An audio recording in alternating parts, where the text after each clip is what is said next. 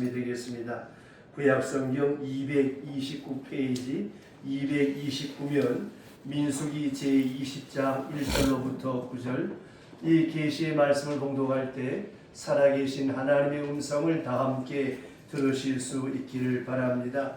첫 달에 이스라엘 자손 곧 온 회중이 신광야에 이르러 백성이 가데스에 머물더니 미리암이 거기서 죽음에 거기에 장사되니라. 회중이 물이 없으므로 모세와 아론에게 모여드니라. 백성이 모세와 다투어 말하여 이르되 우리 형제들이 여호와 앞에서 죽을 때에도 우리도 죽었더라면 좋을 뻔하였도다. 너희가 어찌하여 여호와의 회중을 이 광야로 인도하여 우리와 우리 짐승이 다 여기서 죽게 하느냐? 너희가 어찌하여 우리를 애굽에서 나오게 하여 이 나쁜 곳으로 인도하였느냐? 이곳에는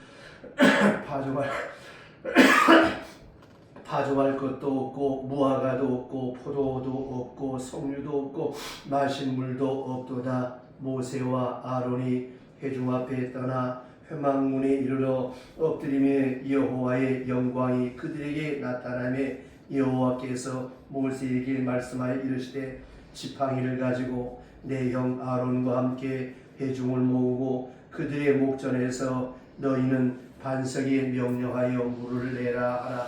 내가 그 반석이 물을 내게 하여 회중과 그들 짐승에게 마시게 할지니라. 모세가 그 명령대로 여호와 앞에서 지팡이를 잡으니라. 아멘. 성가들 대신해서 찬송 438장 찬송하시겠습니다.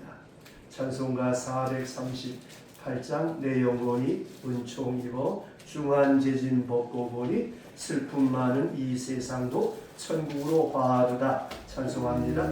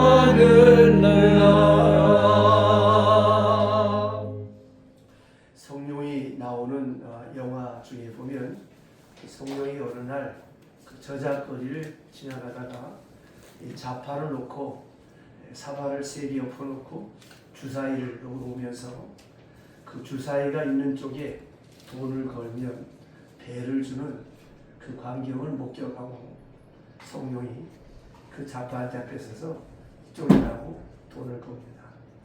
주사위를 막 섞어 성령이 걸었는데 딱 보니까 주사위가 없는 거예요.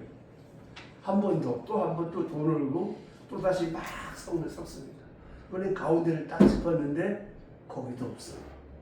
성령이 화가 나서 주발세기를 다 엎었더니 셋 다 없는 거예요. 속은 거죠.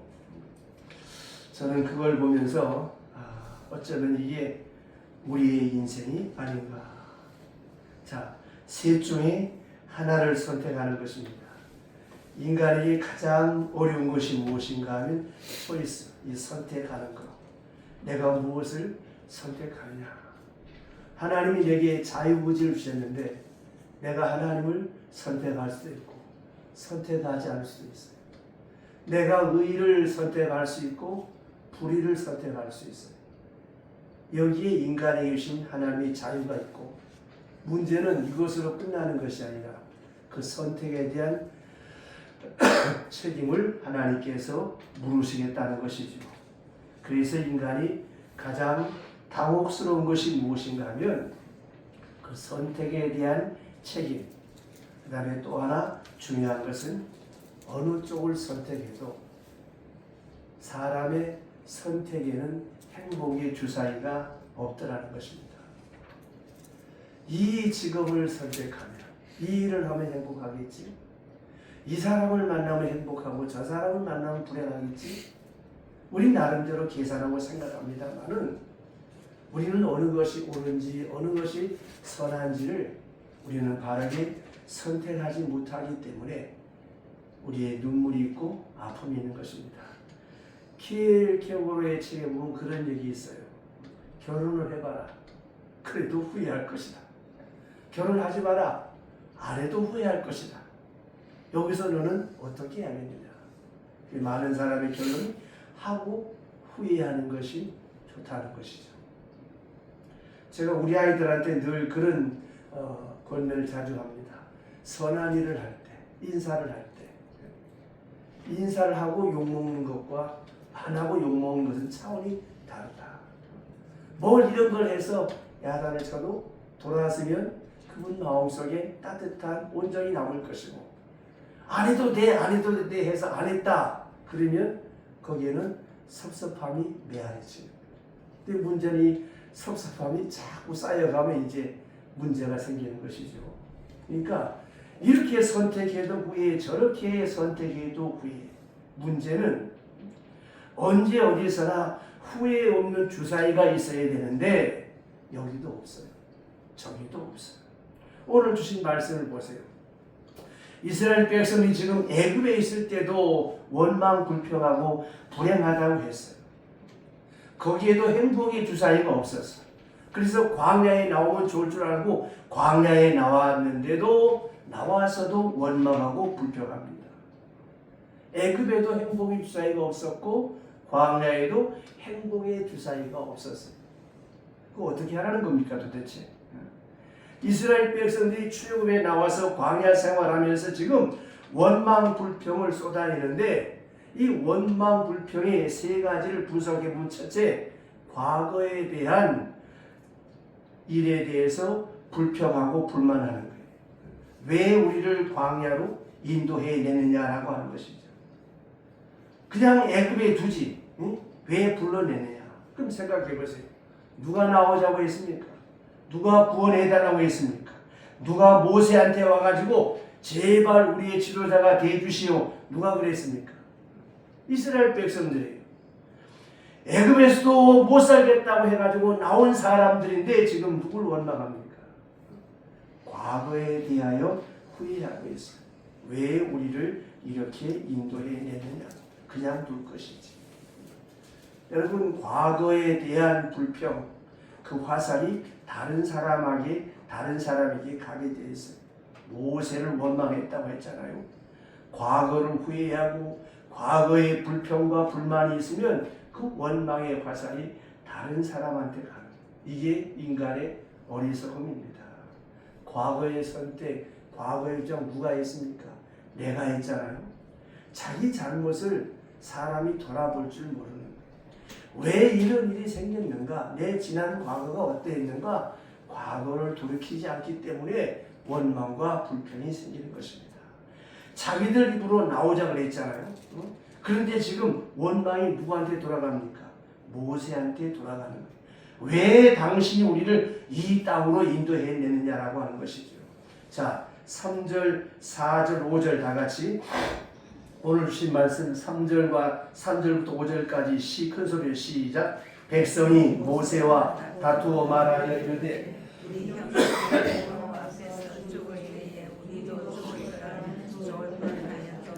너희가 어찌하여 여호와의 확증을 이 광야로 인도하여 우리와 우리 짐승이 다 여기서 죽게 하였느냐? 너희가 어찌하여 우리를 애굽에서 나오게 하여 이 나쁜 곳으로 인도하였느냐? 이곳에는 파종할 것도 없고 무화과도 없고 포도도 없고 석류도 없고 마신 물도 없도다. 아멘. 자, 다 원망 불평이에요.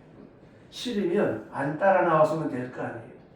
좋다고 해서 다 따라 나와 놓고 이제 원망은 다른 사람을 향하여 토로하고 있는 것입니다. 이게 바로 과거에 대한 불평과 불만입니다. 그런가 하면 현재에 대해서도 불만과 불평을 털어놓고 있어요. 5절 읽어보신 말씀처럼 이 5절 말씀에 보면 너희가 어찌하여 우리를 애굽에서 나오게 이 나쁜 곳으로, 나쁜 곳이라 그랬습니다. 여기가 왜 나쁜 곳으로 인도했느냐? 그러면 애굽은 좋았습니까? 그런데 그 애굽에는 자유가 없었는데 거긴 좋았느냐 말입니다. 그러면서 하는 말이 나쁜 것, 현재 내가 나쁜 상태라는 것이죠. 여기는 파종할 것도 없고 무화과도 없고 포도도 석류도 마실 물도 없다. 환경에 대해서 불만하면 없는 것만 불만하게 되어져 있습니다. 우리가 인생을 살아가는데 여러분 가장 큰 문제가 무엇입니까? 현재의 불만이라고 하는 것, 과거의 불만이라고 하는 것, 이게 다 어디서 나오는 것입니까? 이것은 바로 비교 의식이 동반되기 때문에 과거와 비교해서 없고 다른 사람과 비교해서 없고, 그러면 현재는 과거와 비교해서 없고 했으면 현재는 있고 있어야 되는데 현재 역시 마찬가지라는 것입니다. 그리고 또 하나 세 번째는 미래에 대해서 불평하고 불만하고 있습니다. 다 죽게 되었다는 것이죠. 희망이 없다는 것이죠. 내일이 없다는 것이죠. 여러분 오늘 하루만 물이 없으면 견딜 수 있어요. 내일 물이 생긴다는 보장만 있으면 견딜 수 있습니다. 근데 내일도 물이 없어요. 일주일 뒤에도 물이 안 생겨. 이 못 참는 것이죠. 오늘 하루만 돈이 없다 하면 참을 수 있어요. 그런데 한 달 뒤에도 돈이 안 생겨. 이게 못 참는 것이죠. 그래서 원망과 불평과 불만을 하게 되는 것입니다. 그러니까 내일에 대한 불평과 불만이 왜 생기느냐? 내일에 대한 염려 때문에, 미래에 대한 분명한 확신과 소망이 없기 때문에, 그래서 원망과 불평이 생기는 것입니다. 과거는 후회스럽고 현재는 비교의식 속에서 열등감에 빠지고 미래에 대해서는 근심과 염려 때문에 한숨이 나오고, 이래 가지고서는 우리가 신앙생활을 제대로 할 수가 없겠죠. 보세요. 누구나 다 힘듭니다. 누구나 다 행복의 주사위가 없는 채로 오늘을 살아가고 있습니다. 여기를 선택해도 없고 저기를 선택해도 없고 과거를 돌아봐도 우리에게 행복을 주는 주사위가 없어요. 물론 현재에도 없고 미래도 없어요. 그렇게 우리가 살아가고 있습니다. 자, 이 상황 속에서, 이 비교 의식 속에서는 절대로 행복의 주사위가 생기지 않습니다. 그러면 믿음은 무엇이냐? 이런 상황 속에서 믿음이 무엇이냐? 그 믿음은 생각을 전환시키는 것입니다. 어떻게 전환시키는 것입니까? 이 환경 그대로가 하나님이 내게 주신 선교의 현장이다. 이 환경 자체가 내게 주신 하나님의 은총이라고 내가 변화되는, 어떻게 변화되는 것입니까? 내 인생의 행복의 주사위가 하나님께 있다고 믿는 것입니다. 말로만 우리가 생사화복을 주관하시는 하나님이라고 할 것이 아니라 이런 상황 속에서 내 행복의 주사위는 하나님께 있다. 이 생각의 전환이 바로 믿음입니다. 생각만 전환하면 행복의 주사위가 눈에 보이는 거예요. 이게 바로 신앙생활이지요. 그럼 아까 원망 불평은 무엇입니까? 인본주의지요. 자기 생각, 자기 환경, 자기 염려, 자기 경험, 자기 지식 속에서 생각하면 현재도 불만, 과거에도 원망, 미래에도 불안, 아무것도 없는 거예요. 자, 또 생각해보면 과거를 남에게 손가락질할 이유가 없는 것이 무엇입니까? 선택은 누가 했어요? 내가 했잖아요. 남이 등 떠밀어서 한 것이 아니잖아요. 선택은 백성들 스스로가 했습니다. 그런데 이제 다른 사람을 원망하고 있어요. 이스라엘 백성들. 이거는 바람직한 신앙생활이 아닙니다. 우리의 생활 속도 마찬가지입니다. 결혼 누가 했나요? 내가 했잖아요. 근데 왜 너 때문에 내가 불행해졌다고 이렇게 생각합니까? 이게 잘못된 것이죠. 반대로 생각해야지. 나 때문에 저 사람이 불행해졌다. 이게 믿음 생활을 제대로 하는 거예요. 회사에서도 마찬가지입니다. 저 회사 때문에 내 인생이 쪼그라들었다. 이게 아니라 나 때문에 이 회사가 더 잘 돼야 되는데 이렇게 생각을 전환하는 것이죠. 그러니까 신앙생활은 무엇입니까? 하나님의 거룩한 빛 앞에서 나를 보는 거예요. 나를 보면 어떻습니까? 다른 사람이 잘못된 거 다 내 책임이고 내가 조금 더 신경 쓰고 내가 조금 더 배려했더라면 이런 일이 없었을 텐데 옛날 김수환 추경의 고백처럼 내 탓이요. 이것이 많아져야 바른 인생을 살아가는 성도의 삶입니다. 보세요. 우리의 매사가 그렇잖아요. 내가 선택한 것에 대해서 다른 사람을 원망해서는 안 되겠지요. 오늘 이스라엘 백성들이 제발 우리의 지도자가 되어주십시오 라고 한 데는 언제고 지금 모세를 원망하잖아요. 애굽에 있을 때를 후회하잖아요. 애굽에서 나오려고 기도하고 그렇게 요청을 했는데 막상 나와서 보니까 광야 생활이 너무 힘들거든요. 그러니까 애굽과 비교하면서 나는 불행해졌다. 여기서 생각을 전환시키는 것. 이것이 바로 믿음 생활이고 신앙 생활입니다. 어떻게? 여기에 나오게 하신 것도 하나님의 은혜예요.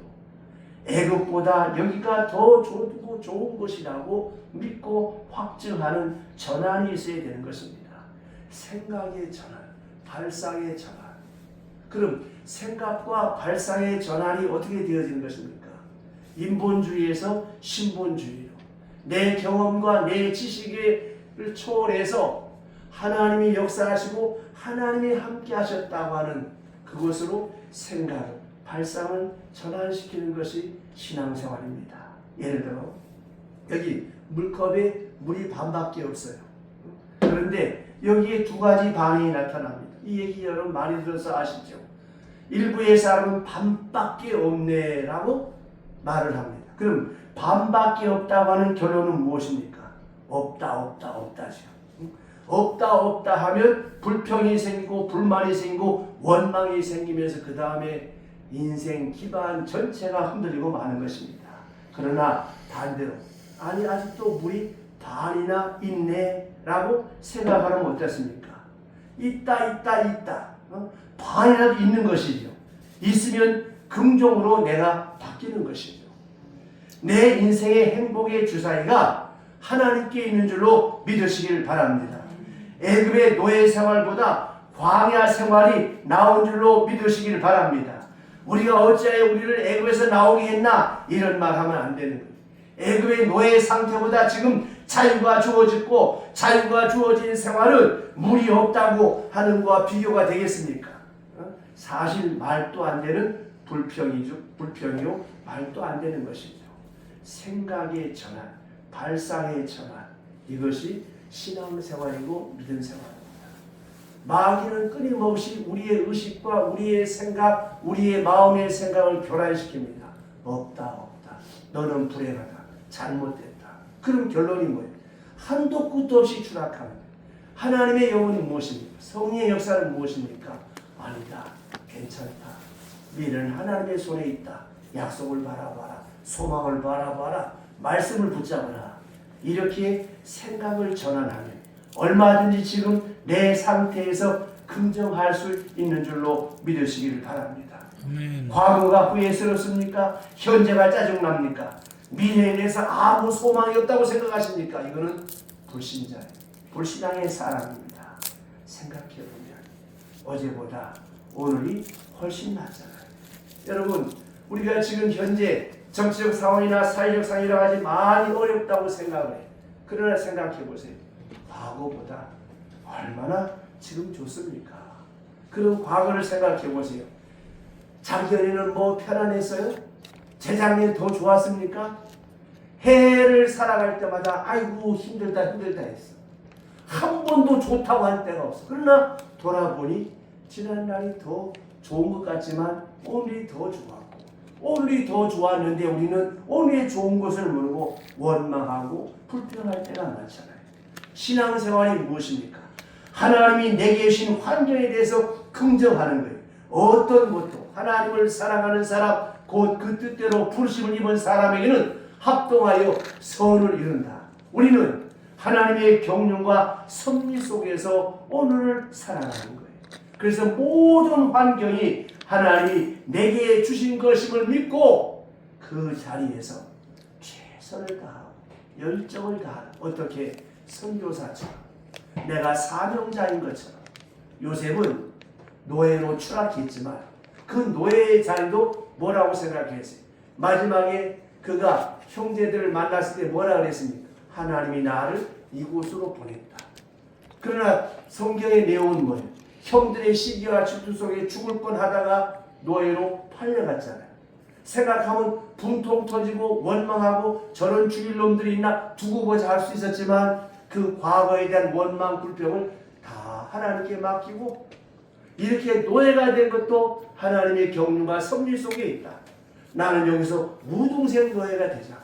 이게 여러분 신앙의 삶입니다. 그러면 요셉이 노예가 되었을 때 내가 이렇게 살면 완투데이 반짝 착하게 살면 하나님 보상해 주겠지. 그런 거 없었어요. 그런 거 바라지도 않았어. 오롯이 이 속에도 나를 향한 하나님의 미션이 있을 것이다. 이렇게 생각하고 그는 열심을 다하고 충성을 다했을 때 여러분 중요한 것은 여기 있습니다. 내가 열심을 다하고 충성을 다할 때 첫째 건강이 생겨요. 지혜가 생깁니다. 그리고 더 중요한 것은 앞길이 열립니다. 이걸 뒤집어서 원망하고 불평하고 그럼 어떻게 돼요? 첫째 내 몸이 죽어. 두 번째 의욕과 지식과 지혜와 명철이 다 떠나고 말아. 중요한 것은 내게 주어진 이 삶의 자리가 누구 때문이 아니라 누굴 잘못 만나서가 아니라 환경이 어떻고 재수가 없어서가 아니라 이렇게 다른 사람에게 화살을 돌리면 그 결과는 원망과 불평과 실패밖에 없지만 그러나 이 모든 부조리하고 합당하지 못한 불합리한 이 모든 상황 가운데 나를 향한 하나님의 미션이 있다. 하나님의 소원이 있다. 하나님의 뜻이 있다라고 믿고 나가면 하나님께서 새 일을 열어주시는 줄로 믿으시기를 바랍니다. 아멘. 많은 사람이 그런 얘기하죠. 난 부모를 잘못 만나서 이래. 이건 신앙인이 아닙니다. 나보다 더 못한 부모들도 얼마든지 많잖아요. 다른 사람에게 화살을 돌리는 이것은 신앙인이 아닙니다. 많은 사람이 그러죠. 나는 결혼을 잘못해서 그래. 그것도 아닙니다. 다 그런 누구 때문이라고는 원망 불평 다 버리세요. 그걸 가지고 있으면 첫째 내 스스로가 망가지고 마는 것입니다. 여러분 생각해 보세요. 객관적으로 생각해 보세요. 이 광야 생활 그렇게 나쁜 겁니까? 문은 없지만 뭐가 있어요? 자유가 있죠. 문은 없지만 자유가 있으면 비교할 수가 없는 것이죠. 파종할 것이 없지만 누가 있습니까? 든든한 지도자 모세가 있고 포도는 없지만 창조주가 되시고 만물을 창조하시고 섭리하시는 하나님이 계시고 하나님이 임재하시고 계신다는 하는 사실을 불기둥과 구름기둥을 통해서 매일매일 나타나잖아요. 고기도 없고 석류도 없지만 가나안 땅에 대한 약속이 있잖아요. 우리는 얼마든지 행복의 주사위를 현재에서 발견할 수가 있는 것입니다. 어떤 우체국을 다니는 한 청년이 한날 목사님을 찾아왔습니다. 이거 우체국 배달부 이거 참 힘들고 위험하고 이거 참 못할 일인데 좀 다른 일을 했으면 좋은데 목사님 어떻게 하면 좋습니까? 하고 상담을 했습니다. 그때 그 목사님이 그래 네가 하는 일이 네 손에 피나는 직업이냐? 피는 안 나는데요.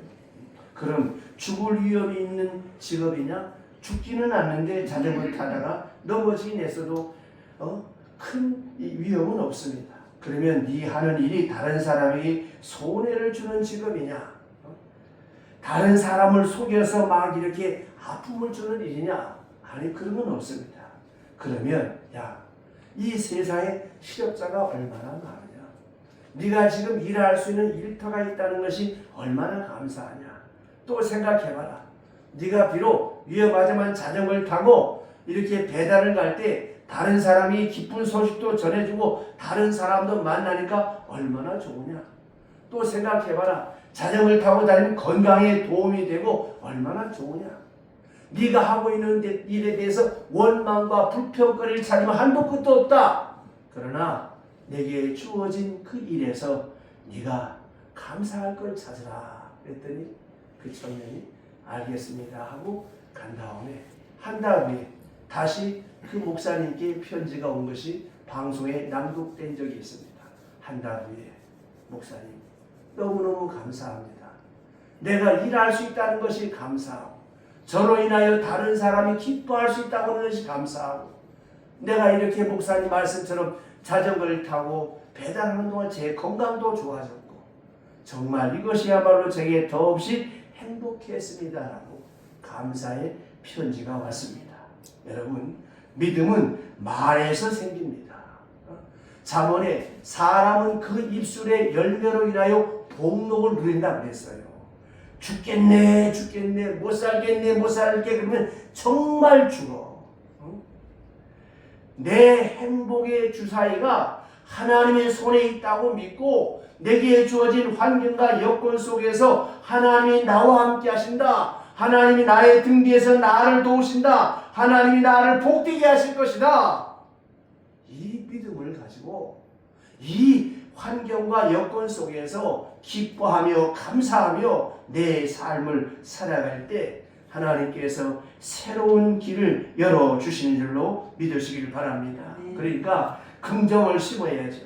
내가 있는 처소에서 현재의 상태에서 긍정을 심는 이것이 무엇보다 중요한 것입니다. 제일 중요한 것은 신념이 아니라 하나님의 말씀입니다. 그래서 말씀 듣는 시간이 중요하고 말씀을 항상 내가 가지고 살아야죠. 제가 지난주에 말씀드렸죠. 태초에 말씀이 계시니라 이 말씀이 곧 하나님이시라. 요한복음 1장 1절. 우리는 이 말씀이 하나님의 말씀임을 믿고 살아가는 거예요. 내 환경보다도 우리는 이 말씀을 붙잡고 살아가는 거예요. 그래서 여러분이 이 새벽 기도에 오시면 좋지만 새벽 기도에 못 오더라도 하루하루 우리가 성경을 읽고 한 구절 한 구절 마음속에 되새기고 암송하며 살아간다면 이 말씀이 내게 힘과 능력이 되는 줄로 믿으시길 바랍니다. 아까 함께 교독한 시편 23편 말씀 얼마나 좋습니까? 야훼는 나의 목자시니 내게 부족함이 없으리로다. 그가 나를 푸른 초장 맑은 시내 물가로 인도하시는도다. 내가 비록 사망의 음침한 골짜기를 다닐지라도 해의 바람을 두려워하지 않는 것은 주의 지팡이와 막대기가 나를 지키시기 때문입니다. 이 말씀을 여러분들 마음속에 되새기고 살아가시기를 바랍니다. 내가 사망의 음침한 골짜기를 다녀도 해 받지 않도록 아까 부른 성가들 대신해서 부른 찬송처럼 내 영혼이 은총 입은 사람이기 때문에 하나님이 지키시고 보호하시고 비록 오늘 물이 없고 송유도 없고 포도도 없지만 나를 푸른 초장 맑은 시냇 물가로 인도하는 줄로 믿으시길 바랍니다. 시편 23편은 이 다윗이 마지막 인생 황혼역에서 살아온 지난 날을 돌아보면서 하나님 앞에 고백한 시예요. 말 그대로 다윗은 흙수저입니다. 너무너무 척박한 삶을 살았어요. 3D 직종 가운데 하나가 이스라엘 사람이 양치는 일이라고 했죠. 목동이라고 했죠. 그렇지만 그는 언제나 여호와 하나님을 경외하며 척박한 환경 속에서 부모를 탓할 수 있고 환경을 탓할 수 있지만 그는 항상 긍정으로 전환하면서 여호와는 나의 목자시니 내게 부족함이 없다라고 그렇게 고백하며 살았다고 하는 것입니다. 그럼 다윗의 입장을 한번 생각해 보십시다. 그럼 정말 부족함이 없었을까요? 그는 형제 가운데 가장 못난 사람이었어요. 사무엘 선지자가 그 이새의 집안에 왕이 될 사람이 있다고 그 왕을 찾으러 왔을 때 이 아들은 빼고 들에게 나가서 양이나 치라고 할 만큼 그렇게 별 볼 없는 존재였습니다. 그런데 그래도 불구하고 그는 언제나 여호와는 나의 목자시니 내게 부족함이 없습니다. 늘 하나님을 경외하며 살았을 때에 그 잘난 아들을 다 살펴본 사무엘이 하는 말이 여기에는 없다. 당신의 자식이 다냐? 아닙니다. 하나가 있는데 걔는 들녘에 나가 있다고. 그를 배려하고 그를 보니 이는 내 마음에 합한 자라. 그래서 다윗이 이스라엘의 왕이 되고 지금도 저 이스라엘이 솔로몬 시대 다윗 시대를 다시 그리워하는 이유가 무엇입니까? 그때가 태평성대였다고 하는 것이죠. 만약에 다윗이 없는 상황 속에 없다 이렇게 원망과 불평을 했다라고 한다면 그는 우리의 뇌리 속에 기억도 되지 않았을 것입니다. 다윗을 생각해 보세요. 수없는 죽을 고비를 넘긴 다윗이었습니다. 그런데 그는 하나님 앞에 나의 잔이 넘치나이다라고 고백했습니다. 어떻게 그렇게 고백할 수 있었을까요? 행복의 주사위가, 성공의 주사위가, 형통의 주사위가 하나님께 있음을 믿고 그는 여호와를 경외하며 하나님과 함께 말씀을 붙잡고 살았기에 그는 마지막 절에 이렇게 고백하잖아요. 내 잔이 넘치나이다. 사도 바울 수없이 매맞고 살았지요. 예수 안 믿었으면 성공 출세의 가도를 달릴 터인데 복음을 전하다가 얼마나 많은 죽을 고비를 넘기고 얼마나 많은 고난을 받습니까? 그런데 뭐라 그랬어요? 이 모든 과정이 복음의 진보가 된 줄 알라. 그래서 이 복음이 로마를 거쳐서 전 세계에 전파되어지는 놀라운 역사가 나타났잖아요. 특별히 중요한 것은 이 바울에게 여러 가지 많은 어려움이 있었지만 특별히 그 육체의 가시 때문에 얼마나 어려웠습니까?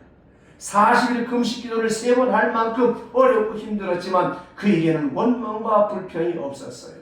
너 때문이라고는 말도 없었습니다. 그는 마지막에 어떤 응답을 받습니까? 내 은혜가 내게 족하다. 너는 그 가시가 없으면 교만해서 하나님을 할 수 없기 때문에 가시를 남겨두셨다. 가시를, 눈물 나는 일을, 고통스러운 일을 뭐로 받았습니까? 은혜로 받았다고 하는 것입니다. 이것이 믿음입니다. 이런 믿음이 있어지기를 주의 이름으로 축원합니다. 이렇게 고백하는 사람이 어떻게 하나님 앞에 인정받지 않을 수가 있겠습니까? 여러분 잘 아시는 송명의 시인 아시죠? 그의 인생의 잔은 물도 없었어요. 물이 아예 없었어요. 정신장애, 지체장애 무슨 물이 남아있겠습니까? 그런데 뭐라고 합니까? 나의 잔이 넘치나이다라고 고백하잖아요.